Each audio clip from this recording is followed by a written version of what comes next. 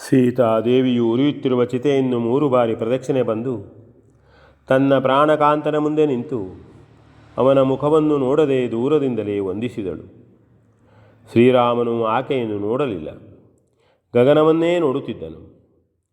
ಸೀತೆಯು ಮತ್ತೆ ಚಿತೆಗೆ ಅಭಿಮುಖಳಾಗಿ ನಿಂತು, ಲಕ್ಷ್ಮಣ, ನಾನು ರಾವಣನ ಬಂಧನದಿಂದ ಪಾರಾದೆನು.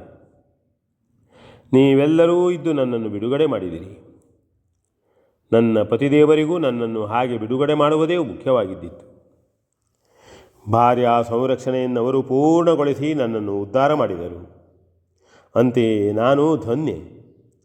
ಕೇವಲ ಕೆಲವೇ ದಿನವಾದರೂ ದೇಶಾಂತರದಲ್ಲಿ, ಅದರಲ್ಲಿಯೂ ದುಷ್ಟ ರಾಕ್ಷಸನ ನಿರ್ಬಂಧದಲ್ಲಿ ಒಬ್ಬಳೇ ಇದ್ದ ನಾನು ಪೂರ್ಣ ಪರಿಶುದ್ಧಳೆಂದು ತಿಳಿಯುವುದು ಹೇಗೆ? ತಿಳಿದವರು ತಿಳಿದಿರಬಹುದು, ಆದರೆ ಲೋಕ ನಂಬಬೇಕಲ್ಲ. ಅಲ್ಲದಿದ್ದರೆ ನನ್ನನ್ನು ಸ್ವೀಕರಿಸಿಕೊಂಡು ಅವರು ಅವರ ಪವಿತ್ರವಾದ ವಂಶಕ್ಕೆ ಏಕೆ ಕಳಂಕ ಹಚ್ಚಬೇಕು? ನನ್ನ ಮೇಲೆ ಅಪಾರವಾದ ಕರುಣೆಯು ಅವರಿಗಿರಬಹುದು, ನಾನು ಅದನ್ನು ಬಲ್ಲೆನು. ಆದರೆ ನನಗಿಂತಲೂ ಹೆಚ್ಚಾಗಿ ಅವರು ಧರ್ಮವನ್ನು, ವಂಶವನ್ನು ಪ್ರೀತಿಸತಕ್ಕವರು. ನೀನದನ್ನು ತಿಳಿದಿಲ್ಲವೇ? ಲಕ್ಷ್ಮಣ, ನಿನ್ನನ್ನು ಹೇಳಬಾರದ, ಅಲ್ಲ ಭಾವಿಸಲು ಬಾರದ ಮಾತುಗಳನ್ನಾಡಿ ನೋಯಿಸಿದವಳು ನಾನು. ಅಪ್ಪ, ನನ್ನ ಮೇಲೆ ಸಿಟ್ಟಾಗಬೇಡ ಕಂದ. ನನ್ನವರ ಸಹಾಯಕ್ಕೆ ಹೇಗಾದರೂ ಮಾಡಿ ನಿನ್ನನ್ನಟ್ಟುವ ದೃಷ್ಟಿಯೊಂದೇ ನನ್ನಲ್ಲಿತ್ತು. ಮತ್ತೆ ನಿನ್ನನ್ನು ಸಮಾಧಾನಪಡಿಸಬಹುದೆಂದು ಎಣಿಸಿದ್ದೇನು. ಇಂದಿನವರೆಗೂ ಅದು ನನಗೆ ಸಾಧ್ಯವಾಗಲಿಲ್ಲ. ಲಕ್ಷ್ಮಣ, ನನ್ನನ್ನು ಕ್ಷಮಿಸು. ಯಾವುದೋ ಬೇಡವಾದುದನ್ನು ಬಯಸಿ ಹಠ ಮಾಡಿ ಪಡಬಾರದ ಪಾಡನ್ನು ನಾನು ಪಟ್ಟು ನನ್ನವರಿಗೂ ಇತ್ತೆನು. ನಿನ್ನನ್ನೂ ನೋಯಿಸಿದೆನು. ಇವರೆಲ್ಲರೂ ನನ್ನಿಂದ ಬಹುವಾಗಿ ಕಷ್ಟಪಟ್ಟರು. ಸೂರ್ಯವಂಶೀಯರಾದ ನಿನ್ನಣ್ಣನವರ ಕೈ ಹಿಡಿದು ರಾವಣನಿಂದ ಅಪಹೃತಳಾಗಿ ಅವರ ಘನವಾದ ವಂಶಕ್ಕೆ ಅಪಯಶಸ್ಸನ್ನು ನಾನು ಹಚ್ಚಿದ್ದರು. ದಯಾಮಯರಾದ ನನ್ನ ಸ್ವಾಮಿಯು ನನ್ನನ್ನು ರಾಜೋಚಿತವಾಗಿಯೇ ಬಂಧ ವಿಮೋಚನೆ ಮಾಡಿ ಆ ಅಪಕೀರ್ತಿಯನ್ನು ತೊಡೆದು ಹಾಕಿದರು. ನಾನು ಮಾಡಿದ ತಪ್ಪನ್ನು ಅವರೇ ತಿದ್ದಿಕೊಂಡರು. ಹಾಗೆಯೇ ದಯೆಯನ್ನು ಬೀರಿ ಬೇಕಾದ ಕಡೆ ಹೋಗಬಹುದೆಂದು ನನಗೆ ಅನುಮತಿಯನ್ನಿತ್ತರು. ಲಕ್ಷ್ಮಣ, ಹೆಂಡತಿಯು ಬದುಕುವುದೇ ಗಂಡನಿಗಾಗಿ. ಪತಿ ಇಲ್ಲದೆ ಸತಿತ್ವವೇ ಇಲ್ಲ. ಬೇಕಾದ ಕಡೆ ನಾನು ಹೋಗಬಹುದೆಂದರೆ ನನ್ನ ಇಷ್ಟದಂತೆ ನಾನು ವರ್ತಿಸಬಹುದೆಂದಾಯಿತು. ಧರ್ಮಜ್ಞರಾದ ನಿನ್ನ ಅಣ್ಣನ ಪತ್ನಿಯಾಗಿ ಧರ್ಮವಲ್ಲದಿರುವುದನ್ನು ನಾನು ಬಯಸುವವಳಲ್ಲ, ಬಯಸಿದವಳೂ ಅಲ್ಲ. ನಾನು ಕಳಂಕಿತೆಯಲ್ಲ. ಅಂತಹ ಅಪರಾಧವೂ ನನ್ನಿಂದ ಘಟಿಸಲಿಲ್ಲ. ಆದರೂ ಅಪವಾದವೂ ಬಿಡಲಿಲ್ಲ, ಬಿಟ್ಟಿರಲೂ ಆರದು. ಹೀಗೆ ಅಪವಾದವನ್ನು ಹೊತ್ತ ಹೆಂಡತಿಯು ನಿಜವಾಗಿಯೂ ನಿನ್ನ ಅಣ್ಣನಿಗೆ ಬೇಡ. ಅದಕ್ಕಾಗಿಯೇ ಬೇಕಾದ ಕಡೆ ಹೋಗಬಹುದೆಂದು ಅವರು ಆಡಿದರು. ಗಂಡನಿಗೆ ಬೇಡದ ಹೆಂಡತಿಯು ಎಲ್ಲಿ ಹೋಗುವುದು?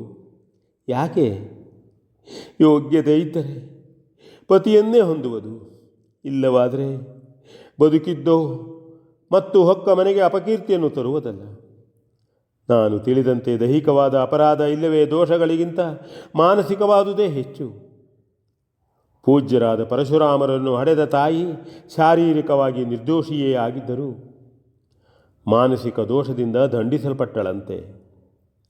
ವಿರಾಧನು ನಿಮ್ಮಿಬ್ಬರ ಸಮಕ್ಷಮವಾಗಿ ನನ್ನನ್ನು ಹಿಡಿದೆತ್ತಿ ನೆಗೆದಿದ್ದನು. ಜಯಂತನು ಕಾಗೆಯ ರೂಪದಿಂದ ನನ್ನ ಮೈ ಮುಟ್ಟಿದ್ದನು. ಅದರಿಂದ ನನಗೂ ಅಪರಾಧವೂ ಬರಲಿಲ್ಲ. ಅವರನ್ನು ಕ್ರಮದಂತೆ ಶಿಕ್ಷಿಸಿಯೂ ಆಗಿತ್ತು. ಆಮೇಲೆಯೂ ನಾನು ಪತಿದೇವರೊಂದಿಗೆ ಬಹುದಿವಸಗಳ ಒಡನಾಟದಲ್ಲಿದ್ದೆನು. ನೀವಿಬ್ಬರೂ ಪರ್ಣಶಾಲೆಯಲ್ಲಿ ಇಳಿದಾಗ ರಾವಣನು ನನ್ನನ್ನು ಅಪಹರಿಸಿದ್ದನು. ನಿಶ್ಚೇಷ್ಟಿತಳಾಗಿದ್ದ ನನ್ನನ್ನು ಅವನ ಕೈಗಳಲ್ಲೆತ್ತಿ ವಿಮಾನದಲ್ಲಿ ಹಾಕಿರಬೇಕು. ಪೂಜ್ಯನಾದ ಜಟಾಯುವು ಅವನನ್ನು ಎದುರಿಸುತ್ತಿದ್ದಾಗ ರಾವಣನು ತನ್ನ ಕಂಕುಳಲ್ಲೇ ನನ್ನನ್ನು ಒದುಮಿ ಹಿಡಿದುಕೊಂಡಿದ್ದನು. ಲಂಕೆಗೆ ಬಂದು ಅಶೋಕವನದಲ್ಲಿ ನನ್ನನ್ನು ಬಿಟ್ಟು ಆಗಾಗ ಬಂದು ಬಹುವಿಧವಾಗಿ ಪ್ರಲೋಭನಗಳನ್ನು ಹಚ್ಚುತ್ತಿದ್ದನು. ಅವನ ಕೈಯಲ್ಲಿ ನಾನು ಸಿಕ್ಕಿಬಿದ್ದಾಗ ಅವನೇನು ಬೇಕೋ ಅದನ್ನು ಮಾಡಿಕೊಳ್ಳಬಹುದಿತ್ತು. ನಾನೂ ಅಷ್ಟು ಅಸಹಾಯಕಳಾಗಿದ್ದೆನು. ಸ್ಮೃತಿ ತಪ್ಪಿದಾಗಲೇ, ಯಾಕೆ ಜೀವವಿದ್ದಾಗಲೇ ಅವನು ನನ್ನ ಅಂಗಾಂಗಗಳನ್ನು ತಿಂದು ತೇಗಬಹುದಿತ್ತು. ಅಲ್ಲಿ ನನ್ನನ್ನು ಉಳಿಸಿಕೊಳ್ಳುವವರು ಯಾರೂ ಇಲ್ಲ. ನಾನು ನಂಬಿದ ಧರ್ಮವೇ ನನ್ನನ್ನು ರಕ್ಷಿಸಿತು. ನಾನು ಯಾವ ಸ್ಥಿತಿಯಲ್ಲಿಯೇ ಇದ್ದಿದ್ದರೂ ಪತಿದೇವನ ಸ್ಮರಣೆಯಲ್ಲದೆ ಬೇರೆ ಇರಲಿಲ್ಲ. ಮಾನಸಿಕವಾಗಿ ನಾನು ಪತಿಯನ್ನಲ್ಲದೆ ಅನ್ಯವನನ್ನೆಣಿಸಿದ್ದರೆ ನಾನು ತುಚ್ಛಳು, ನಿಕೃಷ್ಟಳು. ಅಲ್ಲದೆ ಬಲವಂತದಿಂದ ನನ್ನ ಮೈಯನ್ನು ಮುಟ್ಟಿದ್ದರೆ ಅಸಹಾಯ ಸ್ಥಿತಿಯಲ್ಲಿರುವ ನಾನು ಮಾಡಬೇಕೇನು? ಅದು ಆ ದುಷ್ಟರ ಅಪರಾಧವಲ್ಲದೆ ಸರ್ವತಾ ನನ್ನದಲ್ಲ ಎಂದು ನಾನು ನಂಬಿರುವೆನು. ಅಂತೆಯೇ ನನ್ನ ಸ್ವಾಮಿಯ ಹಾಗೂ ನಿಮ್ಮೆಲ್ಲರ ಸಮಕ್ಷಮ ಉರಿಯುತ್ತಿರುವ ಈ ಯಜ್ಞೇಶ್ವರನ ಮುಂದೆ ನಾನು ಸಧೈರ್ಯವಾಗಿ ಆಡಿಕೊಳ್ಳುತ್ತೇನೆ. ಓ ದಯಾಮಯನಾದ ಅಗ್ನಿದೇವನೇ, ಯಜ್ಞ ಮುಖದಿಂದ ಅರ್ಪಿಸುವ ಹವಿಸ್ಸನ್ನು ದೇವತೆಗಳಿಗೆ ಅರ್ಪಿಸುವ ಹವ್ಯವಾಹನನು ನೀನಂತೆ. ಅಡುಗೆಯ ಒಲೆಯಲ್ಲಿ ಉರಿದು ಪೂರಕನಾಗುವವನು ನೀನಂತೆ. ನಿನ್ನನ್ನು ಸಾಕ್ಷಿಯಾಗಿಟ್ಟು ಮರ್ತ್ಯಲೋಕದ ವಿವಾಹಗಳು ನಡೆಯುತ್ತವೆ. ನಾನು ನನ್ನ ಪತಿದೇವನ ಸೆರಗನ್ನು ಹಿಡಿದು ನಿನ್ನನ್ನು ಬಲವೆಂದು ಅವರ ಧರ್ಮಪತ್ನಿಯಾದವಳು.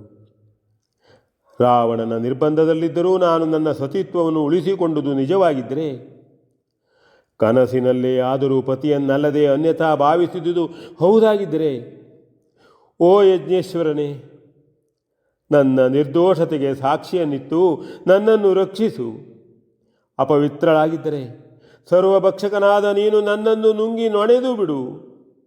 ಸತಿಯಾಗಿಯೇ ಪತಿಯನ್ನು ಹೊಂದುವ ಅರ್ಹತೆಯ ಭಾಗ್ಯವು ನನಗಿದ್ದರೆ, ಓ ಹವ್ಯವಾಹನನೇ, ನನ್ನನ್ನು ಪತಿಕರಿಸಿ ನನ್ನ ಅರಸನಿಗೆ ನೀಡು ಎಂದು ಪ್ರಾರ್ಥಿಸಿ ಕೈಮುಗಿದು ಶ್ರೀರಾಮನನ್ನು ನೋಡಿ ಶಿರವಾಗಿ ತಕ್ಷಣವೇ ಆ ಅಗ್ನಿಮಗ್ಗಕ್ಕೆ ಹಾರಿಬಿಟ್ಟಳು. V N Bhagwat Baraballi.